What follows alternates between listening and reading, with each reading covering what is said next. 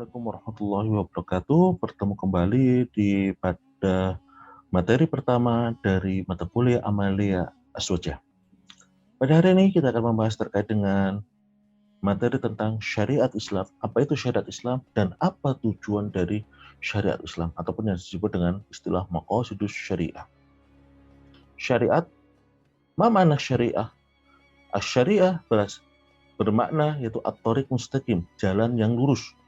Bisa juga bermakna tempat yang dituju ataupun juga bermakna dari kata syara'a yang artinya di situ adalah menetapkan. Bagaimana pada ayat Al-Qur'an syara'a lakum minad-din, bahwasanya Allah telah menetapkan bagi kamu dari agama. Di sini syara'a berarti menetapkan, sehingga syariat bisa dikatakan sebagai ketetapan. Syara'a juga berasal dari kata syir'atul ma, yang artinya apa? Jalan yang lurus. Syir'atul ma itu artinya adalah mata air yang terus mengalir, yang mengikuti jalur yang lurus, yang mengikuti aliran dari air tadi. Sehingga syariat itu kembali bahwasanya syariat itu adalah jalan yang lurus yang bisa diikuti oleh umat manusia sehingga sesuai dengan apa yang diminta oleh Allah Subhanahu wa Ta'ala. Nah, ini secara bahasa. Secara istilah, syariat adalah ketetapan ataupun hukum-hukum ataupun ketentuan-ketentuan yang telah Allah berikan kepada hamba-hambanya, yang harus diikuti oleh hamba-hambanya, yang bersumber dari Al-Quran dan juga hadis. Kata yang kedua yaitu terkait dengan Islam. Makna Islam, al-Islam makna lughatan secara bahasa bermakna al-khudu wal inqiyad, yaitu tunduk dan juga berserah diri. Artinya apa? Ketika kita mengatakan aslam tu lillah, bahwasanya saya tunduk dan saya berpasrah diri kepada Allah. Ini secara bahasa. Namun secara istilah, arti Islam adalah agama istilah yang digunakan untuk menyebut agama yang diturunkan oleh Allah kepada Nabi Muhammad SAW sebagai agama yang terakhir bagi seluruh alam semesta. Sebagaimana pada ayat Al-Quran di surat Al-Imran ayat 85, wa may yabtaghi gharal islami dinan fala yuqbala minhu wa huwa fil akhirati minal khasirin. Barang siapa mencari agama selain Islam, fala yuqbala minhu, maka dia tidak akan diterima, wa huwa fil akhirati minal khasirin, dan nantinya orang tadi yang mencari agama selain Islam di akhirat termasuk orang-orang yang merugi. Ini setelah kita tahu terkait dengan makna syariat itu apa, Islam itu apa. Nah, sekarang makna istilah dari syariat Islam. Makna istilah dari syariat Islam sebagai suatu gabungan istilah adalah hukum-hukum yang telah disyariatkan oleh Allah atau yang telah ditetapkan oleh Allah atau yang ditentukan oleh Allah bagi hamba-hambanya, baik yang bersumber pada Al-Quran dan juga hadis Nabi. Baik yang hadis qauli, perkataan, atau hadis fi'li, atau hadis takriri, atau hadis yang bersumber pada ketetapan. Yang kemudian dikembangkan dalam sumber hukum yang lain, yaitu seperti ijma, qiyas, ihtisan, syadud dara'i, dan lain sebagainya. Nah, sekarang setelah kita tahu makna dari syariat Islam, apa cakupan dari syariat Islam? Apa kerangka umum dari ajaran Islam? Kita tahu bahwasanya kerangka umum ajaran Islam itu terbagi menjadi 3 pokok. Yang pertama anil akidah, yaitu terkait dengan keimanan, baik keimanan kita kepada Allah Subhanahu wa Ta'ala, keimanan kita kepada yang gaib, ataupun keimanan kita pada takdir dan qada dan qadar. Selain itu, bagian yang kedua adalah syariat.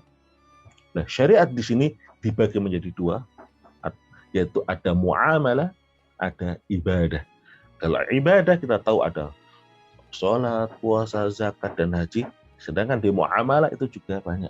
Bisa juga terkait dengan transaksi keuangan, terkait dengan politik, terkait dengan hukum pidana, hukum pemerintahan, hukum keluarga, dan lain sebagainya. Dan yang di bagian ketiga itu adalah akhlak. Jadi ibaratnya kalau di sini akidah itu sebagai akarnya, syariat ini adalah sebagai cabang-cabangnya, dan akhlak ini adalah sebagai buah dari syariat Islam itu sendiri. Nah, ini rangka dari ajaran Islam. Syariat Islam juga memiliki beberapa karakteristik. Karakteristik yang pertama adalah bahwasanya syariat Islam ini bersumber dari Allah, berasal dari Allah. Allah sendiri yang menetapkannya, bukan dari pengalaman manusia, bukan dari hasil musyawarah manusia, tetapi langsung dari Allah yang menciptakan kita, yang langsung mengeluarkan dan menetapkan syariat untuk kita ikuti selama kita hidup di dunia. Sehingga ketika kita tahu bahwasanya syariat ini bersumber pada Allah, apa keistimewaannya? Yang pertama keistimewaannya adalah tidak mungkin syariat ini atau hukum ini itu tidak adil atau ada kecurangan. Pasti adil dan bebas dari kecurangan. Berbeda kalau hukum manusia. Hukum manusia mungkin ada faktor KKN atau faktor X dan lain sebagainya. Tetapi kalau hukum ini berasal dari Allah, maka pasti akan bebas dari yang namanya ketidakadilan dan juga kekurangan dan kecurangan. Contoh, Allah tidak membedakan antara orang Arab ataupun non-Arab. Meskipun agama Islam diturunkan di Arab, tetapi kalau ada orang Arab yang melanggar syariat, maka tetap dijatuhi hukuman. Tidak ada pembedaan. La farqa baina Arabiyyin wa Ajamiyyin illa taqwa. Tidak ada yang membedakan antara orang Arab dengan orang Ajami, orang non-Arab, kecuali karena takwanya. Sehingga syariat ini bersifat umum. Yang kedua, keistimewaan dari kalau kita tahu bahwa syariat ini bersumber pada Allah, jiwa kita akan merasa tenang. Oh, syariat ini diturunkan oleh Allah. Oh, syariat ini berasal dari Allah. Oh, syariat ini pasti akan sesuai dengan kita, akan sesuai dengan saya, karena yang menentukan syariat atau hukum ini adalah pencipta kita atau Allah Subhanahu wa Ta'ala. Nah, sebagai contoh, ketika ada larangan minuman keras di ayat Al-Quran, cuma ada kalimat yang menyebutkan fajtanibuhu, yang arti bahasanya adalah jauhilah. Maka secara nggak langsung umat Islam langsung menjauhi yang namanya khamr atau minuman keras. Tahun 1920 di Amerika pernah ada kebijakan untuk mengharamkan yang namanya minuman keras. Pemerintah mengeluarkan anggaran yang luar biasa besarnya. Namun kebijakan ini hanya berlangsung selama 5 tahun, 5 sampai 6 tahun. Kenapa? Karena yang menetapkan kebijakannya bukan berasal dari syariat. Kalau berasal dari syariat, kita tahu, oh ini berasal dari Allah. Kalau kita mengikuti syariat Allah, kita akan mendapatkan pahala dan juga pasti akan ada manfaat yang kembali kepada diri kita. Beda kalau itu adalah peraturan ataupun hukum yang ditetapkan oleh manusia. Itu yang pertama. Yang kedua, karakteristik dari syariat adalah ada sanksi duniawi dan juga ada sanksi ukhrawi. Berbeda kalau dengan hukum buatan manusia, itu hanya terbatas pada sanksi di dunia saja. Tapi kalau hukum yang terkait dengan akhirat, itu ada sanksi duniawi dengan sanksi ukhrawi. Apa fungsinya di sini? Sanksi di dunia, adanya sanksi di dunia seperti hukum pidana, hukuman cambuk, hukuman potong tangan, hukuman rajam, dan lain sebagainya, itu sebagai bentuk ibroh atau bentuk pelajaran bagi sesama muslim dan juga sesama umat manusia. Sehingga kalau nanti ada orang atau seorang muslim atau seorang manusia yang lain ingin melakukan kesalahan, dia akan melihat, oh nanti kalau saya melakukan ini, saya akan terkena sanksi pidana ini. Oh nanti akan saya terkena cambuk, saya terkena ini, dan lain sebagainya. Sehingga membuat efek jerah. Ini fungsi dari sanksi di dunia. Sedangkan fungsi sanksi di akhirat, ini sebagai bentuk perhitungan dan pembalasan, khususnya bagi manusia ataupun bagi setiap pelaku kejahatan yang belum mendapatkan sanksinya di dunia. Jadi bisa jadi orang terbebas sanksi di dunia, tapi dia tidak terbebas dari sanksi di akhir. Ini karakteristik yang kedua. Karakteristik yang ketiga, syariat Islam ini bersifat universal, dan ini sejalan dengan konsep Islam rahmatan lil alamin, bahwasanya syariat Islam ini berlaku untuk seluruh alam. Jadi syariat bersifat universal dan juga abadi. Karena kita tahu bahwasanya syariat yang dibawa oleh Nabi Muhammad ini adalah syariat terakhir, dan Nabi Muhammad adalah penutup para nabi dan rasul, sehingga tidak ada lagi syariat setelah syariatnya Nabi Muhammad. Sehingga syariat Islam ini berlaku tidak hanya di Arab, tetapi di seluruh dunia, di mana saja dan kapan saja, ila yaumil kiamah, hingga hari kiamat nanti. Sebagaimana yang disabdakan dalam sebagaimana yang difirmankan Allah dalam Al-Qur'an, katakanlah hai manusia, sesungguhnya aku hana rasulun ilan nasi kafah, bahwasanya aku Rasulullah, aku Muhammad Rasulullah adalah sebagai utusan Allah kepada seluruh umat manusia. Dan juga di firman ini disebutkan bahwasanya Nabi Muhammad diutus untuk kepada seluruh manusia sebagai pembawa berita baik, kabar gembira, dan juga sebagai pembawa peringatan. Sehingga syariat Islam ini tidak mengalami perubahan. Mau dari dulu zaman Nabi Muhammad sampai nanti hari kiamat, yang namanya sholat tetap wajib. Yang namanya sholat subuh ya tetap 2 rakaat, duhur 4 rakaat, dan seterusnya. Karena sifatnya adalah kekal dan abadi. Dan di dalam syariat Islam sendiri ada yang bersifatnya itu tetap, kayak tadi perintah sholat, masalah akidah tetap, masalah ibadah tetap, masalah yang terkait dengan dengan syariat yang di situ sudah menentukan angka, menentukan pembagian sebagaimana yang diada waris, itu maka sifatnya tetap. Tetapi ada juga syariat di sini yang bersifat fleksibel. Contoh misalkan Allah menghalalkan jual beli. Bagaimana jual beli yang dihalalkan oleh Allah? Apakah harus ketemu? Apakah boleh tanpa ketemu seperti kita sekarang? Nah, itu adalah salah satu contoh syariat yang bersifat fleksibel. Jadi dalam syariat ini, kenapa kok bisa bersifat universal dan abadi? Karena di dalam syariat Islam ini ada ajaran yang bersifatnya tetap, tidak berubah, mau di mana saja, mau kapan saja, dan ada syariat yang secara khusus di bidang muamalah yang ini bisa berubah mengikuti perubahan zaman, mengikuti perubahan makan, mengikuti perubahan tempat, dan juga waktu. Kenapa kok yang khususnya yang terkait dengan syariat yang bersifat fleksibel? Kenapa kok bisa fleksibel? Karena syariat di sini itu berdiri pada prinsip jalbul masalih wa darul mafsadah, yaitu mendatangkan maslahat dan menghindari yang namanya kerusakan ataupun mudorotnya. Sehingga di dalam syariat itu ada penentuan bahwasanya ini yang menjadi maslahat yang harus diambil, dan ini mafsadah yang harus ditinggalkan. Dan juga untuk menjamin syariat ini bisa tetap dilakukan, maka ada yang namanya rukhos ataupun rukhsah. Contoh kita tahu sholat hukumnya wajib. Sholat harus dilakukan sesuai dengan waktunya. Tetapi dalam kondisi tertentu, perjalanan, ada kondisi ketika kita sakit, ketika kita tidak bisa berdiri, nggak bisa duduk, dan sebagainya, ada rukhsah yang mengatur tentang itu. Ketika kita tidak menemukan ayat, ada rukhsahnya. Puasa juga sama.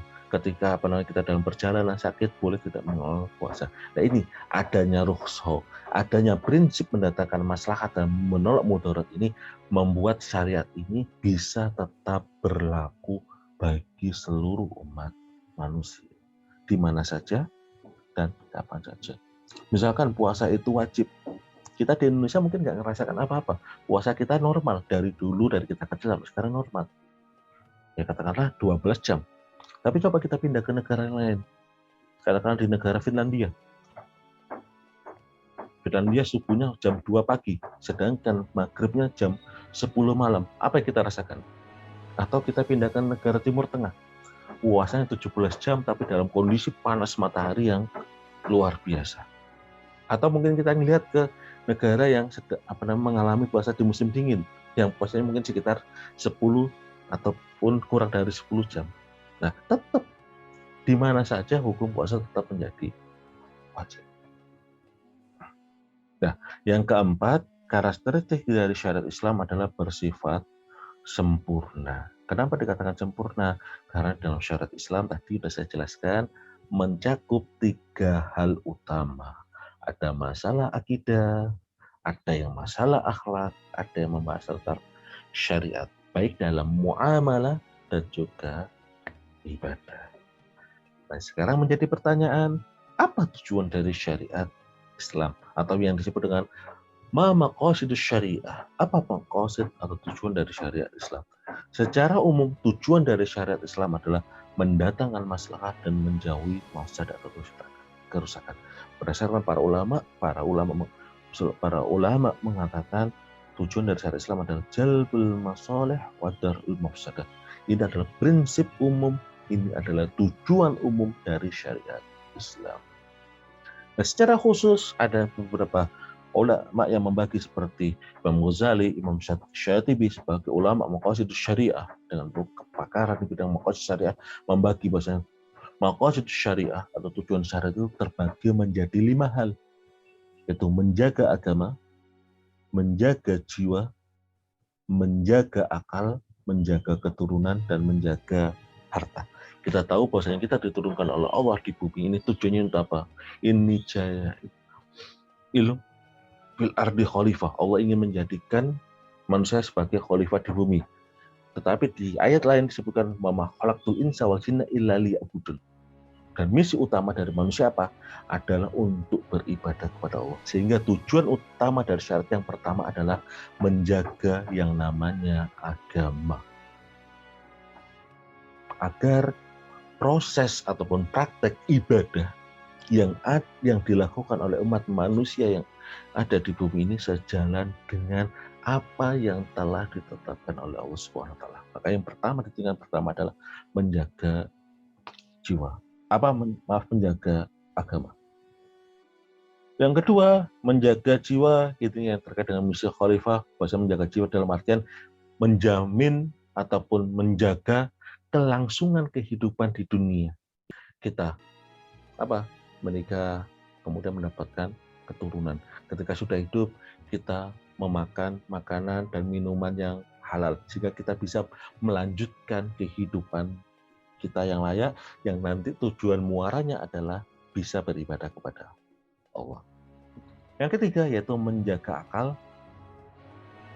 Kita dibekali oleh Allah akal pikiran untuk kita manfaatkan, yang kita manfaatkan untuk mengeksplorasi apa yang ada di dunia sebagai misi kita sebagai khalifah, dan juga untuk memahami syariat-syariat yang telah Allah tetapkan. Dan yang keempat, menjaga keturunan tadi untuk menjaga keberlangsungan, dan yang kelima menjaga harta. Dalam artian di sini menjaga harta, kita dianjurkan ataupun diwajibkan mencari harta yang halal, dan dari situ juga ada larangan untuk mengambil harta orang lain secara batil. Sehingga tujuan dari syariat ini tercantum atau teringkas, terangkum dalam 5 hal: menjaga agama, jiwa, akal, keturunan, dan harta. Dari 5 tujuan syariat ini ada tingkatannya. Ada tingkatan doruriyat, yaitu primer. Apa artinya doruriyat atau primer ini? Jika tidak ada atau jika tidak kita lakukan, maka kita tidak bisa melanjutkan kehidupan, atau dalam artian maka akan hilang semua maslahat itu semuanya. Itu doruriyat, berarti harus kita lakukan. Hajat atau sekunder, ini adalah satu hal atau satu perkara yang kalau tidak kita lakukan, maka kita bisa tetap melanjutkan kehidupan, tetapi dalam kondisi susah, tidak nyaman. Contoh, kewajiban sholat. Sholat hukumnya apa? Wajib. Kalau tidak ada sholat, maka agama tidak akan berjalan. Berarti sholat termasuk doruriyat. Hajatnya apa? Sekarang, kalau kita sholat, diwajibkan sholat setiap waktu, kalau tidak ada rukhsah, dalam kondisi musafir, kita tetap bisa sholat? Bisa. Tetapi itu akan menyulitkan kita. Ya kan? Harus berhenti dulu. Kalau misalnya dalam kondisi naik bis, harus berhenti dulu, sholat dulu, nanti naik bis lagi, dan seterusnya. Makanya ada rukhsah untuk mempermudah agar orang ketika menyambungkan ibadah itu dengan nyaman. Tingkatan yang ketiga, tersier, yaitu dalam artian kalau tidak ada, maka tidak akan menghapuskan maslahat secara umum. Juga kalau tidak ada, tidak mengganggu kenyamanan hidup ini sebagai pelengkap agar terkesan indah dan juga terkesan sempurna. Nah, ini contohnya di sini ada contohnya terkait dengan menjaga agama, jiwa, akal, keturunan, harta di tingkatan daruriyat, hajat, dan tahsiniyat. Contoh dalam hal menjaga agama, tingkatan daruriyat yang pertama, sholat. Hajatnya ada rukhsah di dalam sholat. Tahsiniyatnya berpakaian yang baik ketika sholat. Kita tahu yang laki-laki kalau pakaian hanya pakai sarung yang menutupi pusar sampai sampai lutut, sah sholatnya sah.